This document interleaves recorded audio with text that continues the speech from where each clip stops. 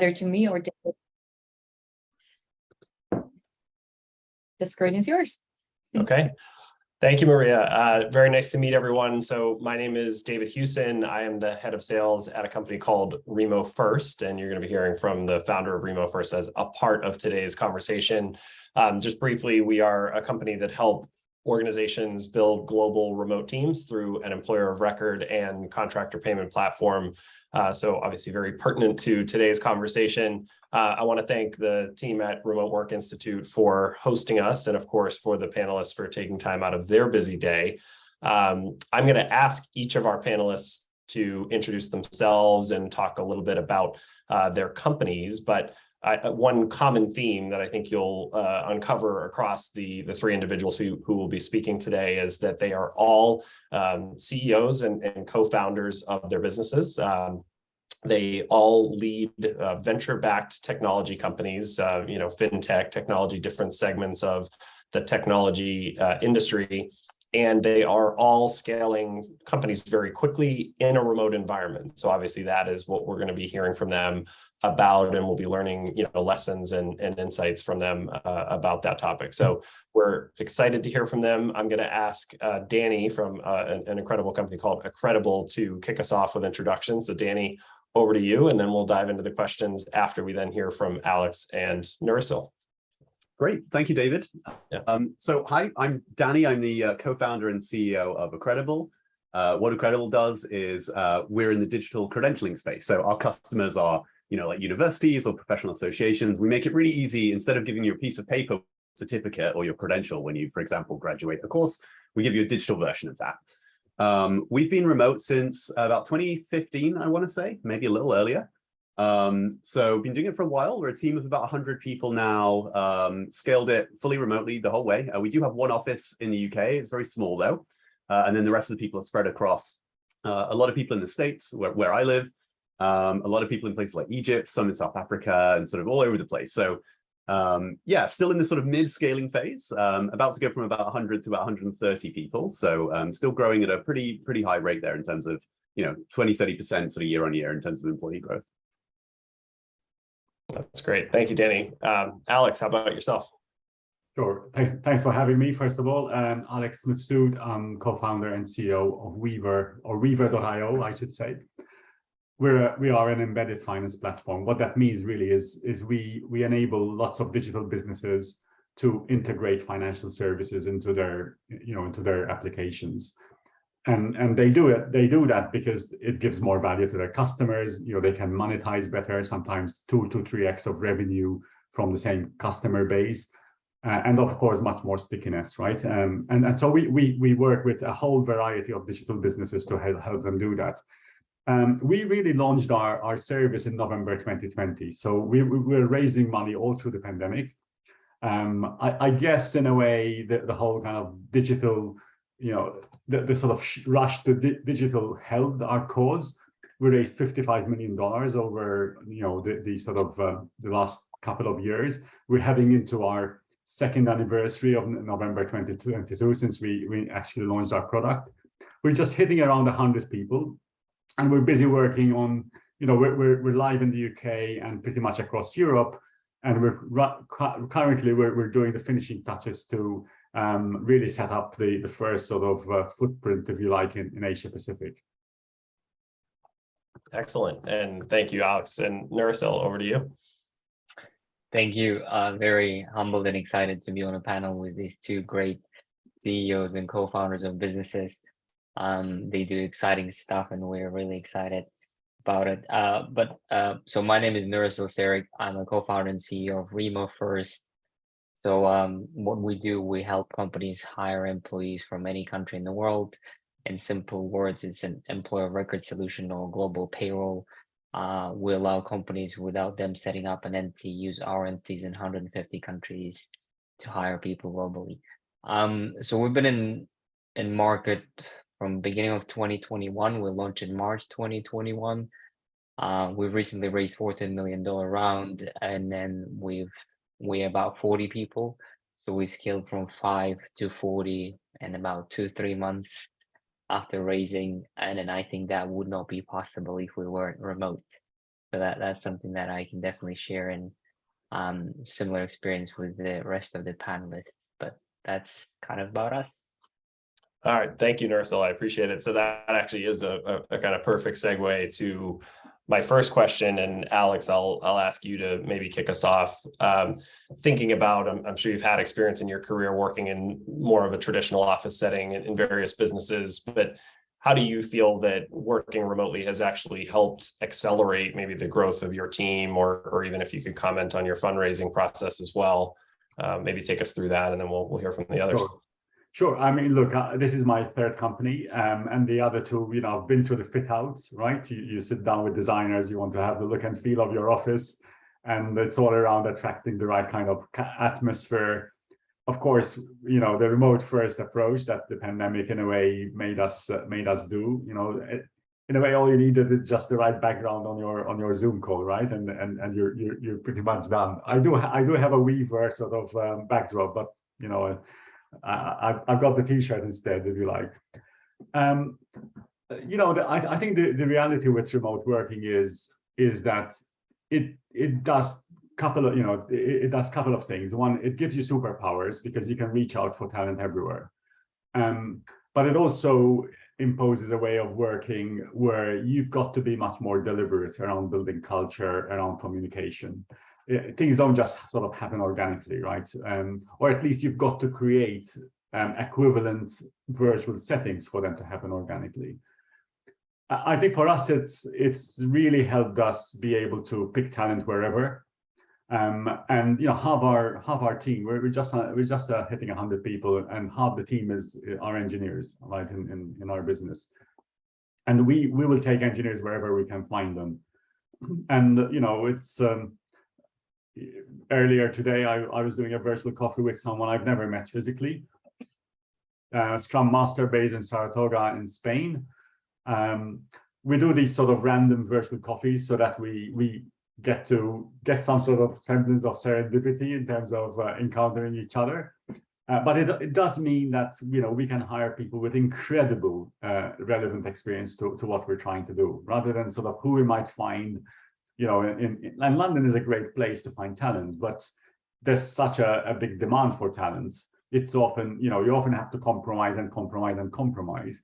And this sort of remote first approach means you don't have to compromise, right? You will connect with people around the world who are just right for the job, who really want to work for the company that you're building. So many downsides, but I think you can actually curate something quite amazing by taking the superpowers that remote first gives you.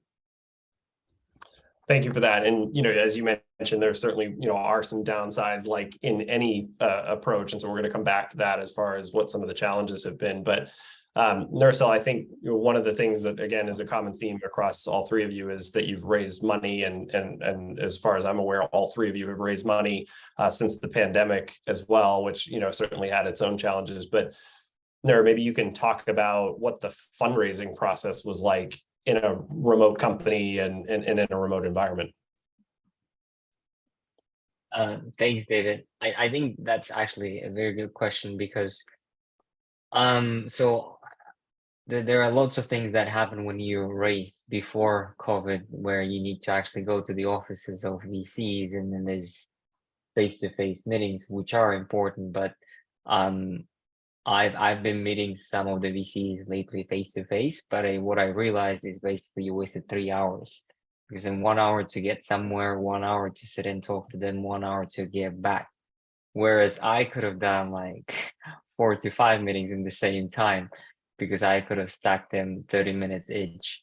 And then that's essentially where I feel the power of being remote is just you have exposure to many things, because and previously it was like if you're in the US and then the investors in New York, they will be like, and then you based out of a set, they're like, come to my office. It's that easy. You just fly over to New York, which is kind of sounds easy, but at the same time, it's so much waste of time. You go somewhere and usually the first conversations are just a meeting. So, I mean, I do understand that you want to build relationships and everything, but I feel that the first meetings with the investors, maybe it's worth having as a standard over Zoom, so there's no person going somewhere, and after that you can obviously want to dig in more, you can do that. So just kind of a long story short, we've been able to speak more than 200 VCs, and then we closed our round in less than 2 months because of that.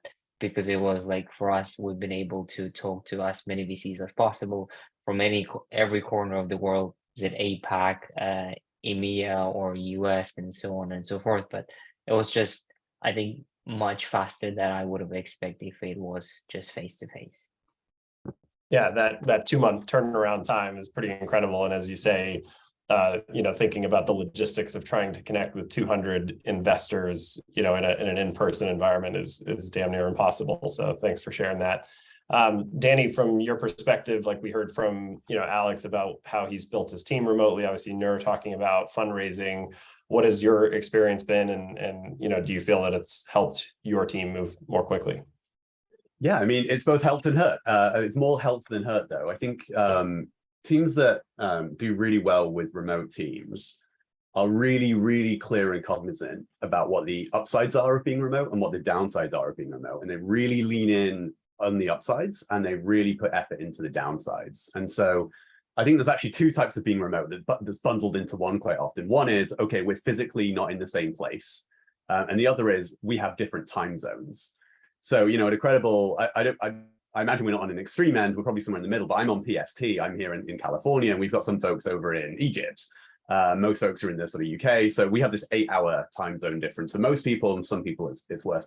So I'd say actually it's a time zone thing that's harder because, you've got to make sure that people are able to, one of the killers for remote companies is you slow down in decision making, and something that if you were in person, you could have made a great decision in an hour, might take you a week just because of calendars.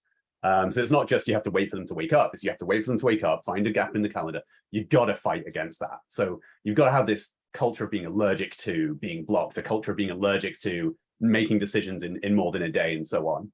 But if you can lean against that, and lean into, okay, but now someone will always be online and we basically can double our output because somebody's working in the night, somebody's working in the day, and so on. On the fundraising point that, Nurita was talking about, and by the way, 2 months, congratulations. That's no small feat. Absolutely the same, but, I would also love to add to that, which is, you do have to talk to several hundred investors really. And at the top of the funnel, when you're sort of filtering and qualifying and just seeing if you're a good fit for them, if they're a good fit for you, being remote and doing that remotely feels like a gift from God, especially with the pandemic where, we actually did that in 2016 before the pandemic. And it was sort of a bit weird, to do that. And it was definitely a -1 because it's like, you're unable to build as much rapport in person, but you can filter through the people that are just, essentially not a good fit for you. And like you were saying, it's not a 3-hour drive, there and back, and then you've got the meeting. But what you do need to do is really lean into, once you've filtered them down, you've got to make the effort, go fly and see them, look, sit down, look them in the white of the eyes, build that rapport, because, you've got to realize that when you're fundraising, it's you versus 100 other amazing entrepreneurs. And that VC is going to make maybe 1 deal that month, maybe 2. So you've got to find a way to stand out from the crowd, and doing that remotely is very hard. So if you can lean in on both, use it as an amazing filtering at the very, very top of the funnel, literally get, months out of the way, but then go the extra mile and sort of really sit down and do a great job of those in-person pitches. I think you can get the best of both worlds. Thanks for that, Danny. That's great. And you talked about, one of the obvious challenges, I think, like, as you said, if you have time zones in addition to just the idea of not being in an office, that certainly creates complexities. Alex, maybe for you, what would you say has been maybe the biggest challenge or a significant challenge that you've encountered in building this way, and maybe how have you overcome that?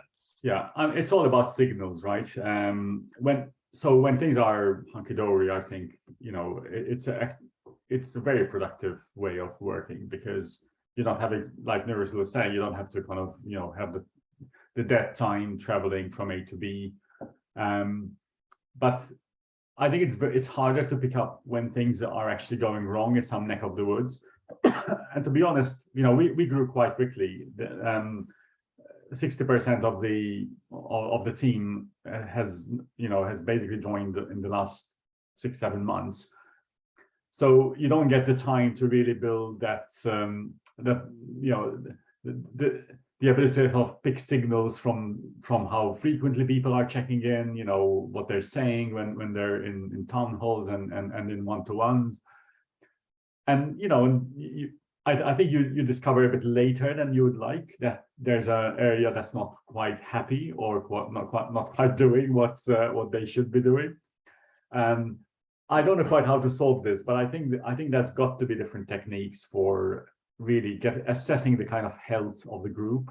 This sort of tab we keep on each other. Are we okay? Are things working out for you, type of thing.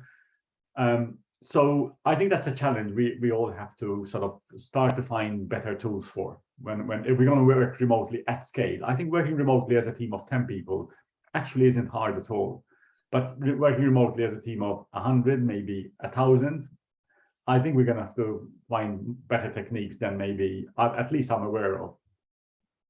I'd love to add on to that, because I think part of it as well is you need a little bit of a mindset shift away from productivity means someone working hard, and more towards productivity means someone achieving some sort of result, ideally a numeric result, because then you don't need to measure how long your employees are working. As long as they're hitting their goals and your goals are appropriate, you're in a good place.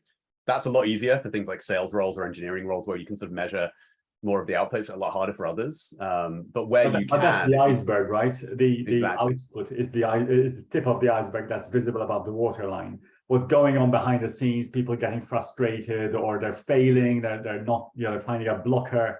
I think that's where the challenges are. I don't know if you've sort of come across this, Danny, and how you've managed to sort of navigate around the stuff.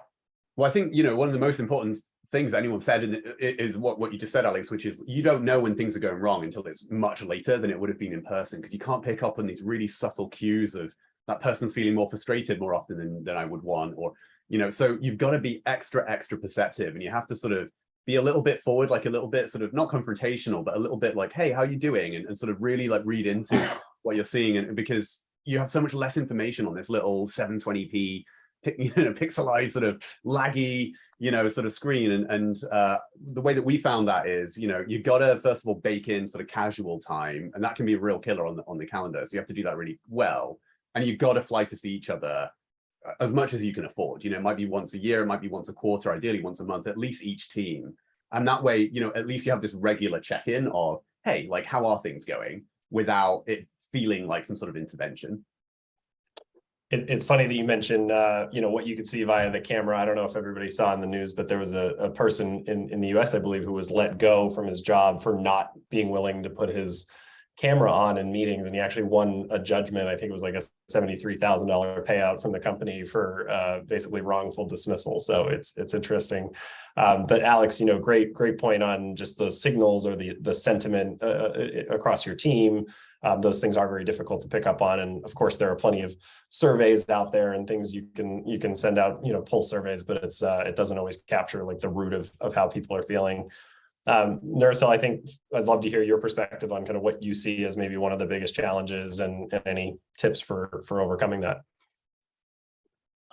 Thanks a lot. I think, like Alex and Danny have raised a very crucial part of this, and then probably I would lead into that as well, saying that there's lots of things of a kind of everyone says, it's great, but at the same time they want to finding the problems at the right time, right place, and then making sure that everyone is aligned. And then I think right now it's a lot of companies kind of doing many things, and then it's kind of chaotic. You add so many different things, and then you don't really know which one is working.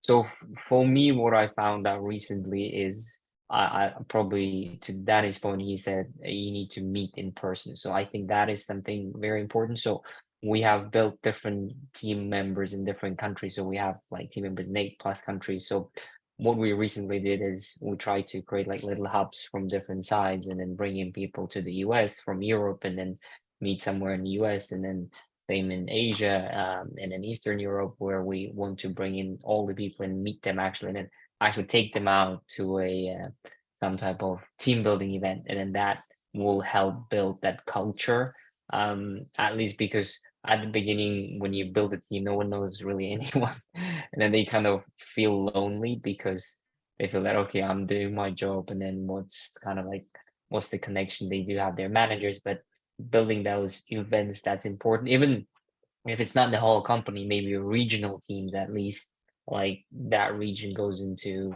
connecting with different people. That would be, I think, beneficial. And then add to that, I think async should be one of the things that everyone does. So async is the most important thing if you want to be remote. So I think like you need to cut as many meetings as you can. So for me, I always tell my team, you like, do I really need to have a meeting for this? If not, maybe you just message me the main points, because at the end of the day, it's actually few points you wanted to discuss. Sometimes though, I think async doesn't work for everyone. So there are little hacks how you can do, because async requires a well-written format of communication, meaning that somehow you need to teach everyone to be a good writer. So in your writing, you mean what you mean, because sometimes whatever you write, people can read it in their own way, and that might be either offensive or they might not understand what you exactly meant. So that's when I think addition to async could be little. In Slack, there's a nice button David and I use every single day called huddle. So we said, let's do huddle. So you basically go and huddle for a minute and then just walk through some of the stuff. And then I think you can do the same with an audio recording and whatever is suitable for you. But I think for remote culture to work, you need to have less meetings and then try to be async essentially. I think you also need to pay really careful attention to like, different personality types need different things. And I don't know about you all, I was an engineer growing up. And so I'm like very happy to be in my little, office cave and spend all day there. And I don't get cabin fever at all. And but you really need to pay attention to, look, like for some people, and probably most people on your team, it's a real need to have well-developed relationships with their colleagues at work, ideally turning into friendships, to have social time. And I think we've lost a lot of that. It's really atrophied. So you've got to think about, the mental health of your employees and their sort of needs beyond just, the monitor and the keyboard and the mouse that you're sending them or whatever. The other side of things as well that sort of terrifies me for early stage companies that remote is awful for is serendipity. If you're a startup, literally those conversations you have walking home to the pub afterwards with your co-founder or with that employee who's like, hey, I'm not sure we're doing this right, that can literally change the course of your entire company for the better. And those serendipitous moments, they happen like 50 times in the first year, right? Or at least they should be. And it's really hard to have those when you've got a scheduled 60-minute Zoom call. So I think startups that do a good job of remote have found ways to bake in serendipitous moments or opportunities for serendipity to develop, because you will almost certainly be doing something wrong. And it's those moments that are the sort of moments that sort of save your company a lot of the time. Yeah, great points, Danny. I appreciate that. Alex, I think, one of the things that I've certainly seen for a lot of startups and even for large organizations is that global expansion, so the thinking specifically about, okay, I'm an organization and I sell to financial services companies and maybe I'm based here in the United States. That first step that those companies take to thinking about, oh, I want to enter the UK market or I want to enter the Latin American market, it's so difficult. And there are so many well-reported stories of very successful companies who have failed at this.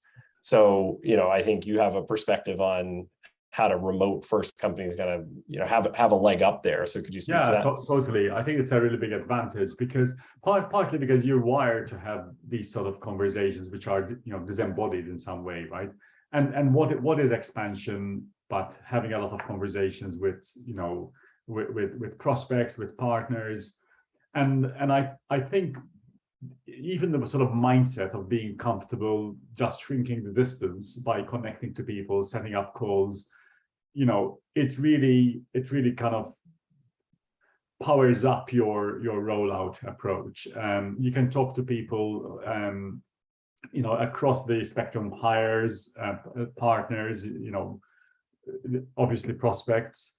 And I think it's also taking that next step to hire someone in the market that you've before you sort of think about it like a really big deal. I'm going to set up in this market. I'm going to have an office. I'm going to start sort of, basically building an operation there, and then I might get some sales, and then I might sort of build something, right? You really don't have to think in that way. You really can sort of do it much more organically and start to get some of the signals. You can't get all of the signals. You do have to visit when things start to happen, but at least you can early on, you can really start to get a sense of, am I having meaningful conversations here? Am I tapping into kind of talent that gets what we're trying to do here? So I think that's a really big advantage for companies that from the get-go have been wired to be kind of remote first. It basically it creates a flat world, right? And that's the kind of big advantage. Yeah, great points. Danny, I'm curious, have you and the Incredible team experienced that or seen the advantage of that? We have, and I think, you know, another really great advantage is culturally, you're hiring all over the world. You've got incredibly diverse mindsets, right? Incredibly diverse ways of thinking. You also look and sound like your customers if you're hiring where your customers are. You know, it used to, I'm here in Silicon Valley, and basically you used to just hire in Silicon Valley, and you'd have to raise so much more money to pay the average Bay Area developer salary or whatever. And but now I can hire people in, you know, Idaho, right? And my customers are sometimes in Idaho, and so that can be really helpful. The sort of neurodiversity and the cultural diversity can be really helpful.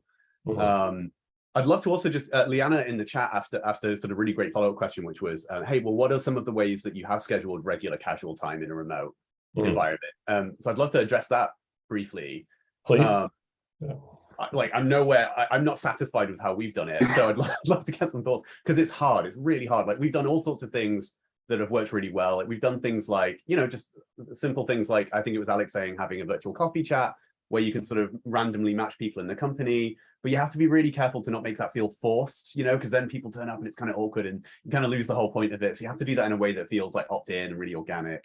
We've done things like playing games online together, you know, it might be video games, or it might be things like board games that you can play with, you know, they're less about moving pieces around. But honestly, I think that to be honest, the real answer to this is there just isn't a substitute for flying people and getting them in a room. And both for like doing that in front of a whiteboard, because you just notice, oh my gosh, like the strategy session we just came up with was literally just the thing we did last week, but it was 10 times better. But also, you know, doing, you know, going to the bar, or doing an escape room together, or just hanging out in person. The quality is just an order of magnitude better, and I've not found a way around. You just need to find the time and the money to get people together. Is there, and I don't, you know, Nurse, if you have an opinion on this, what is the right cadence of that? Like, is this, you know, and I imagine it's different for every organization, but is that quarterly? Is that, you know, 2 times per year? What do you think? Well, I guess that depends a lot on the budget. If you have a lot of money, I can do that on a monthly, weekly basis.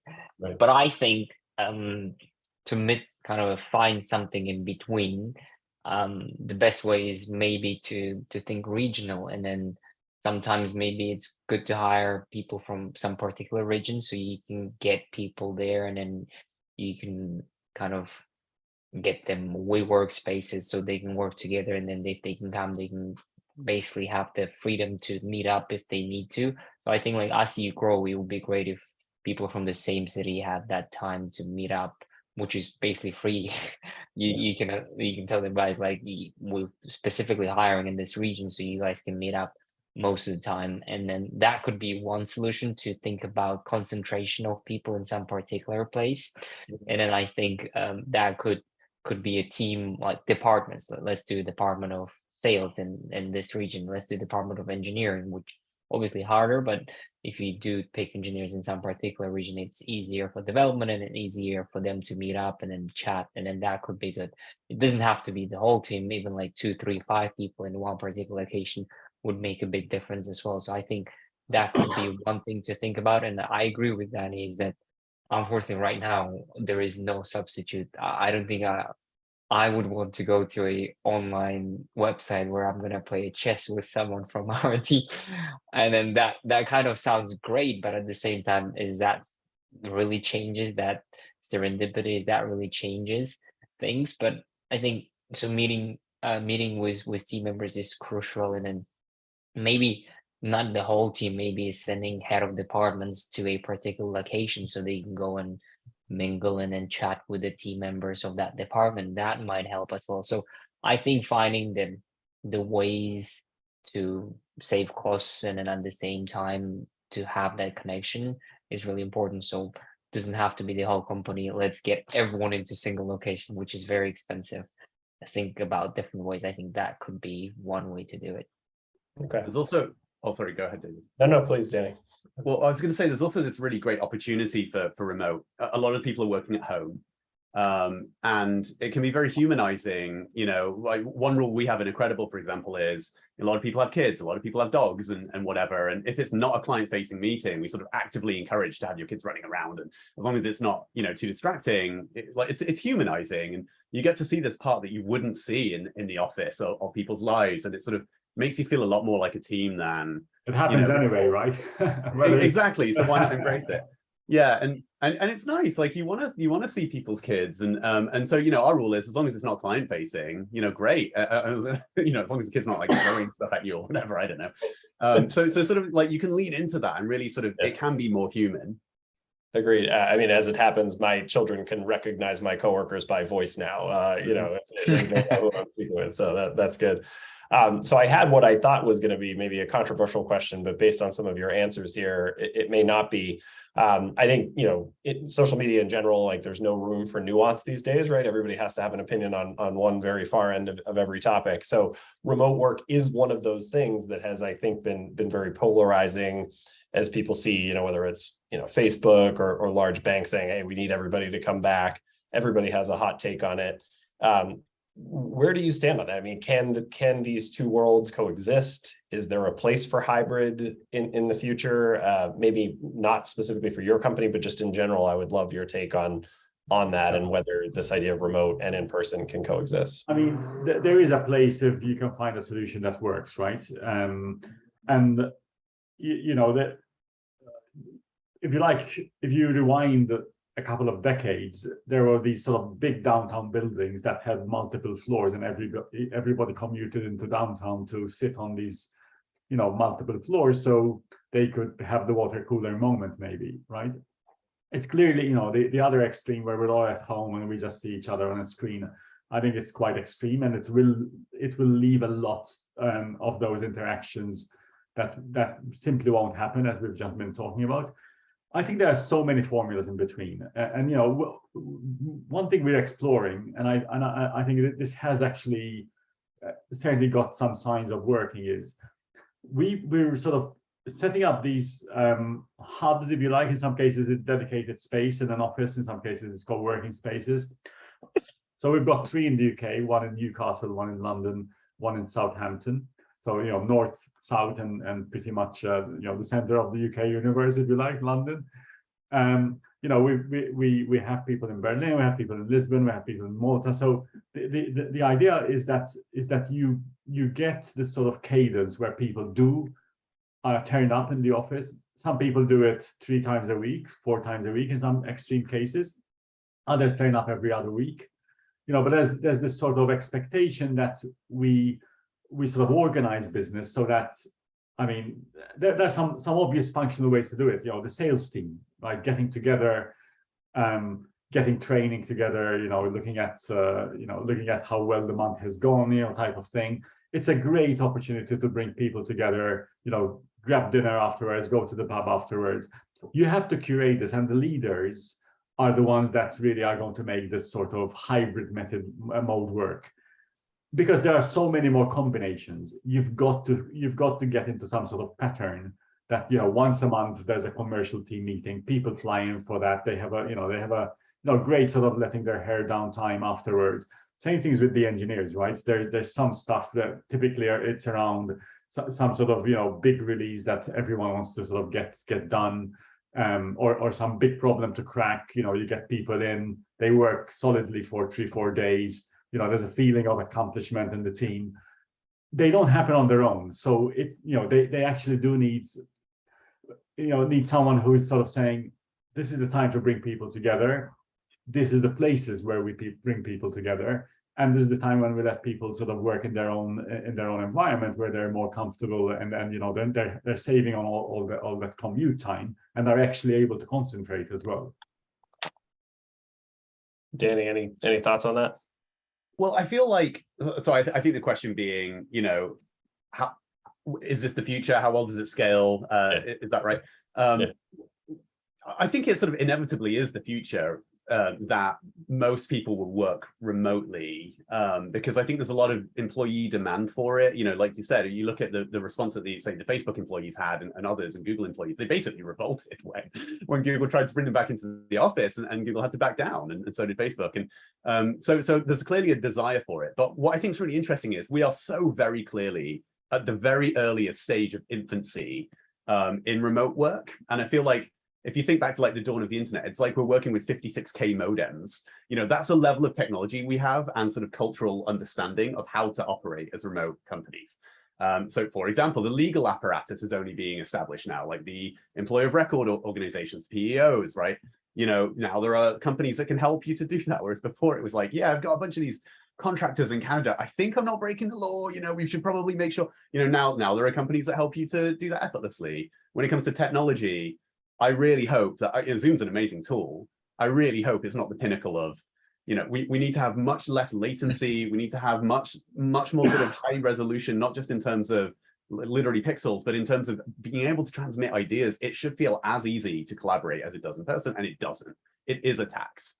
Even just the whole, like the fact you can play bingo on Zoom with like incidents that happen on Zoom, like people talking over each other, or you're muted, or like it adds this layer of a cognitive load that should not be there. So I wonder what it will look like, in 20 years, where we're not in the 56K modem era, we're in the fiber internet era, or whatever equivalent.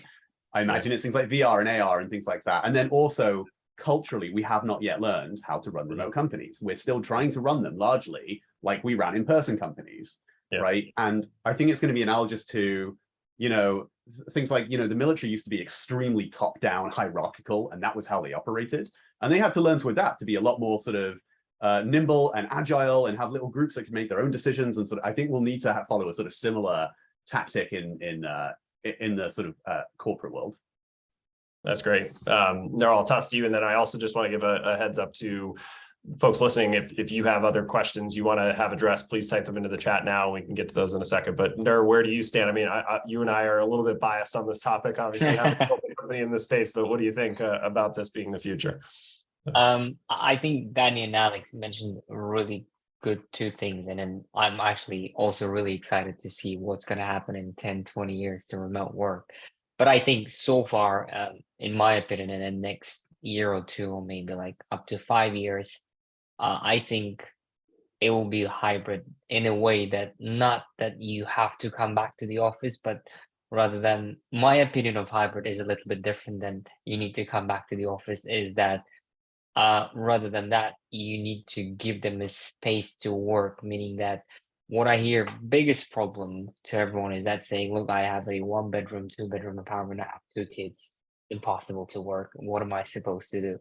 And then that's when you as a company need to step up and think, what are the ways I can help my employee? And I think one way to do it is we have co-workings, which is amazing. So go and rent out a co-working near their house or the city, and then maybe bring more people. And then if there are more of your employees working in the same city, try and rent out a co-working for everyone under one roof so they can meet each other as well. But the most important thing of hybrid, what I believe, is that giving people the opportunity to work somewhere apart from their home. Because for me, I love working from my bedroom. You can see there's a bed here. So for me, it's all about that. I can sit down at home and then no one distracts me and I can go into flow and work. But for the others, they cannot literally focus at home. And then that's essentially what you need to find out about your employees, and then give them exactly what will empower them to do better work, and then to basically create more impact to the company. And then I think hybrid for me is not about getting back to office where your company is, but rather giving them opportunity to work from wherever they want. If they want to have a co-working, you need to let them to have that co-working. And that way, I think the remote world will be much better, because everyone will essentially work the way they actually can bring the biggest impact. And that's essentially how I see the future evolving in the next 2 or 3 years. And Thank you. there's also a kind of technology evolution piece, right? In a way, we've all been kind of sucked into that the Zoom way is the way to do remote work. But if you think about devices like, remote whiteboards, for example, they're amazing. They really are. Telepresence is another one. I mean, I don't know if anyone would like telepresence in their house, right?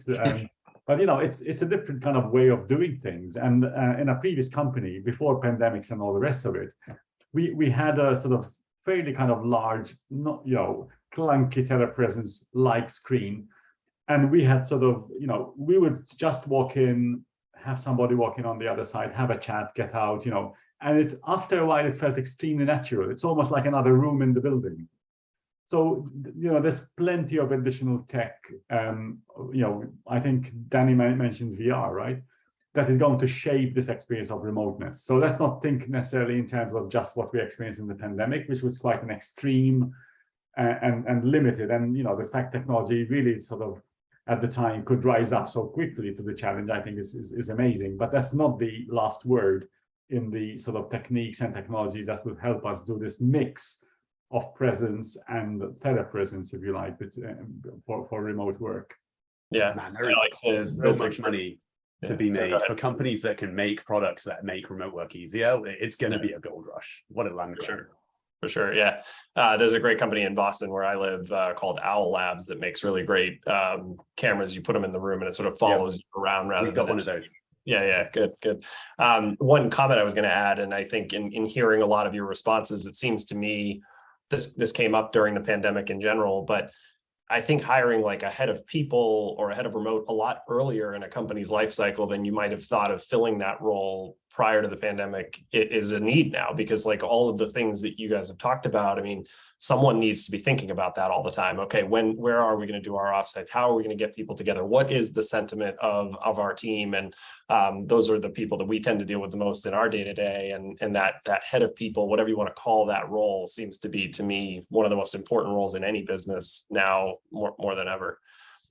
So good. I do have a couple of questions in the chat.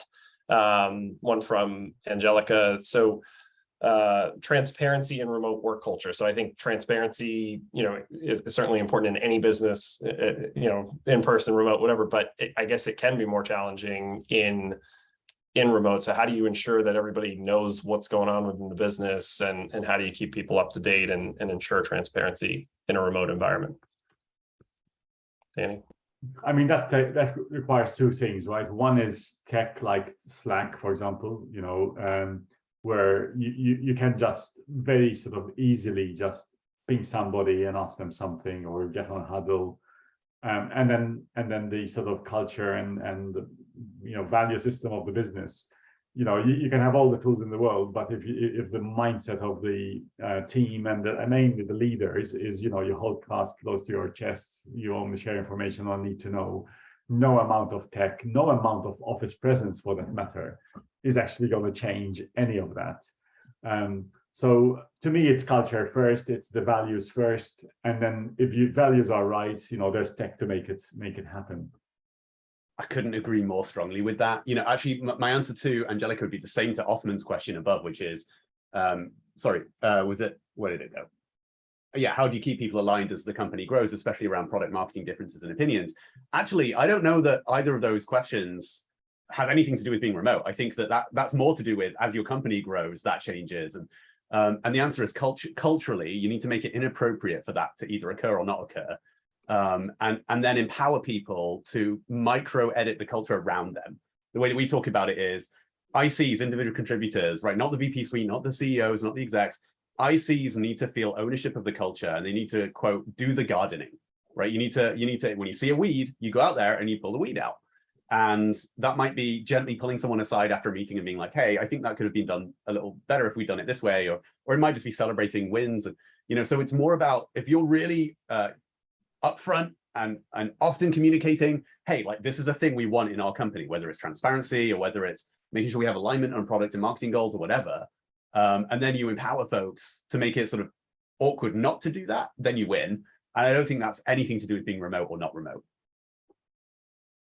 That's great. And another great question in the chat from Cigar. So it says, I won't read the whole thing, but basically I think the question boils down to, what advice would you like to share on developing leadership skills in a remote environment versus that of a physical environment. So I think one, there's probably a question there around like, how do you obtain those leadership skills when you're not necessarily, interacting with people in that way each day? But then presumably too, there's just a different way to lead in this environment. So I don't know who would want to take that one. I guess I can start off, Yeah, please. but that's a tough one, to be honest. There's no clear. I think that, to be honest, being a leader, remote or not remote, is more or less the same. I think there are additional things you need to have when you're remote, but I think leadership does not change if you're remote or not remote. You have those, I think, going back to culture part, how you instill that cultural part within the company, how do you manage people, and then it's all comes together. But I think how to become a better leader in terms of, for a remote company, there are lots of coaching going on lately. I think I've seen millions of coaches coming out of nowhere, and then helping companies to become more remote adopted to, and then help companies to lead remotely. I think one thing also, apart from those coaches, there's loads of materials online. Actually, if you Google how to manage a team remotely and then so on and so forth, there's like loads of tips. But the main thing, I think, we kind of coming back to the first question, is that there are some of the things that are crucial, and then you need to be basically master of it, is async. So I think for anything that relates to remote, async is the key to make it work. So if you make that work, I think the rest will fall into it, and then it'll be much easier. But async is the key, in my opinion, for any remote work and for leadership or any other position. I would agree with you that, operationally that's useful. I don't think that's leadership though, near. So leadership is really something when shit happens, right? It makes the difference about how people align to a particular way of thinking, how the morale sort of holds up. So I'm not thinking operational efficiency here. I'm talking about how do you make the real difference to the attitude, to the energy of and the approach of an organization in facing its challenges. And remote can make it feel really lonely, actually, when really bad stuff happens. You lose a big client, revenue falls to the floor. It can really kind of make the team feel disconnected and alone. And I think it's just harder. But for all the, revisiting all of the things we've said, it's about really building that check-in, that communication, that openness, that acknowledgement that that there's a problem, and each individual is not on their own in that problem. So I think with leadership, coaching really helps, because people want to be shown different tools for doing it, but there's no substitute to actually having reinforcement in the organization, and having people who feel empowered to have a position and help their colleagues, frankly, to be able to steer them through the sort of thick and thin of building companies. This is such a great question. I feel like there are going to be many books written about this, and we're just like poking at the edges of what's really interesting about what I just heard from you two is, first and foremost, what I heard from Nurisa was, look, actually being a leader hasn't changed. And I must say, I agree with the what you do as a leader hasn't changed. Probably the how you do it is completely on its head, right? Because it used to be, you'd be in the office and you pick up on all these subtle cues, and you sort of know who to put an arm around metaphorically. And now that's probably very different. I think also the definition of leader is very different in different companies. You work at a company like, I don't know, insert Silicon Valley name company here, where it's probably much more of a political environment, and leaders who get ahead essentially are really good political operators and are really good at sort of claiming credit for their teams and so on, versus, in my company, that'll get you fired half the time if you're trying to commandeer people's results or whatever, right? So I think the first thing you got to do is it really clear what the definition of leader is in your company? And if not, here's a leadership thing you can do. Work with your CEO to define that and put it on your wiki. And then, I think it's more about, can you win or lose as a team? Can you, for the people around you, if you're individually killing it, you're doing great, but people around you are not, can you take responsibility for figuring out how to uplift those around you? That's a leader. Can you figure out what systems are working and not working? The ones that are working, make sure everyone knows how to do that and do that well. The ones that are not working, innovate, iterate, throw spaghetti at the wall until it sticks. That's a leader. Can you leave things better for the person behind you than they were for you? The next employee that has your job, or the next person that has to do that task, that's a leader. I think things like that, it's the how is going to be very, very different, and nobody really knows what that is. And then just as an individual, as an employee, you'll have less opportunity for mentorship because people walk past you in the hallway less. So I think you need to be more proactive and ask somebody, hey, would you spend half an hour a week with me as my mentor? And you need to be a little more forward about it, and you need to sort of formalize that and have someone take ownership, someone up the ladder, take responsibility for sort of upskilling you, and you know, just be a little more assertive about that than you would need to be in a day-to-day office. Yeah, all really great points. I appreciate that. I'm going to shift to a couple questions in the chat. They're a little more tactical. So Nura, I've heard you talk a few times about, you know, the importance of async. I think someone asked basically rough benchmark. How many hours a week do you like to have as far as actual scheduled meetings versus, you know, where it is more, you know, hey, let's just have a huddle, or let's catch up on this topic via, you know, a Slack message. I mean, I know you're like, what your real answer is like no meetings, but yeah, that's usually yeah. that's usually what I say. No meetings at all. So I think it really depends what phase of your company are. So we used to have once a month leadership meetings. So meaning that leadership members come in and then we chat for a month, we update each other. Now I think as we grow faster and faster, some of the things break faster, so we need to think a lot more often. So I think we're trying something over weekly leadership meetings. I don't know how it's gonna go. I think this week we're gonna have a first one.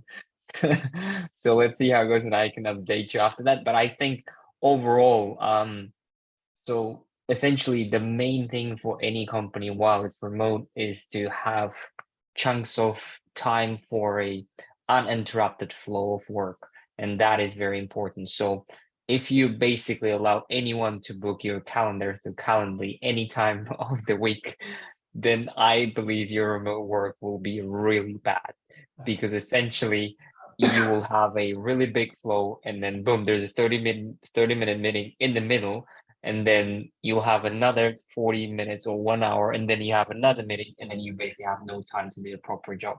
And then that's where I think you need to book in within your calendar, whatever hours you need to have that uninterrupted time to work, and the rest you can have for meetings. And then for, I think like most of the meetings, in my opinion, and they kind of useless, because essentially you sit down, you chat a lot, and then at the end, what's the result? So there's lots of things. So you need to come into meeting with the agenda that we need to solve X. And then that should be the priority, that this meeting is happening to solve X, not to just chat around and then ask the questions. And then more you think about it, when you actually ask that question, we need to go to that meeting to solve X. Sometimes you can actually chat about it, and then actually someone knows the solution and can message you saying, oh, if we just need to solve X, why don't we do this? And everyone will like, oh, really? Then we should not have that meeting at all. So that essentially, I think those are the little things that talk about async, but I will let other guys to maybe expand on that or share their experience as well. Yeah, you definitely need to be much more disciplined about your calendar. You know, you can do the auto reject, right? You block chunks of time. People try to slot stuff into that bit and they get auto rejected. And you've got to do that. Otherwise, you can't get anything done. I would sort of divide time into those times when you need to get into that sort of flow and really get concentrated work done. There's times which have to be transactional, right? You've got to allow times where you answer your emails, get into a quick decision with someone, and then you still have to allocate some time for checking in, like what's going on here, you know, what's the results telling us, how are you seeing this, and that has to be more. You know, it feels like a waste of time, but you actually need to make time for that sort of thing as well, to try and reflect not just on your own, in your little echo chamber, right? But actually with other people, you know, are we sort of seeing things in the same perspective here? Let's challenge each other on what conclusions we're achieving. Those in a way aren't meetings with necessarily the objective of making, the 5 decisions that have to be made this week. They're very much around what's going on here. And I think you can't have all your time like that, because otherwise then it just becomes sort of like a coffee morning, right? But you really have to find, especially in remote work, you've got to make time for those checking in. Let's figure out what's going on here. Let's figure out what's going on with you personally. Let's figure out what's going on in the company. What we're doing, what our customers are telling us. What does it mean? So it's not one or the other. You've really got to curate your time and actually plan to have these different modalities, if you like, of interaction in the business. Getting unblocked, those meetings are really good for getting people unblocked, but you have no room for surprise, because you don't know in advance to schedule a meeting for, like, are we even thinking about this correctly? And you never have an aha moment. And teams also need to play. We used to play by having small talk in between meetings, and we'd hang out in the bar after work with some people. And if you don't play as a team, it doesn't have to literally be playing. You don't grow as into a unit. And like, that is literally the difference between a startup being a hellhole of an environment and the thing that you talk to your grandkids with a twinkle in your eye on your deathbed about, and so if we don't make time for bonding and making it essentially rational to stay together during tough times, and that comes down to relationships, we're screwed. And remote companies have that against them. You got to fight against that. My 2 rules for the calendar thing are: divide half your day for you and half your day for other people, and the meetings are for other people. And if it's more than half a day, you got a problem. And number 2 is every day, do a little checklist, yes or no. Did I push forward my goals or other people's goals that day? And if it's other people's goals too many days in a row, you need to readjust that calendar. That's a great point. So I think we're about to get the hook, and so I'm gonna wrap it there. But first of all, I do want to thank the Remofirst Institute for partnering with us on this. I think this was an excellent discussion. But a lot of the things that we talked about, the Remofirst Institute are obviously responsible for collating great content and insights around those things. So please check them out. Obviously, you're here, so you have checked them out. But in addition, Alex, Danny, Nursil, this exceeded my expectations in terms of what you brought to the table as far as great ideas for others who are building these types of organizations. So, thank you again for taking time out of the day. Really appreciated it. And we hope you have a wonderful afternoon or rest of day wherever you are in the world. Thank you all. Good to see everybody. Yes. Cheers. Thank you so much, everyone.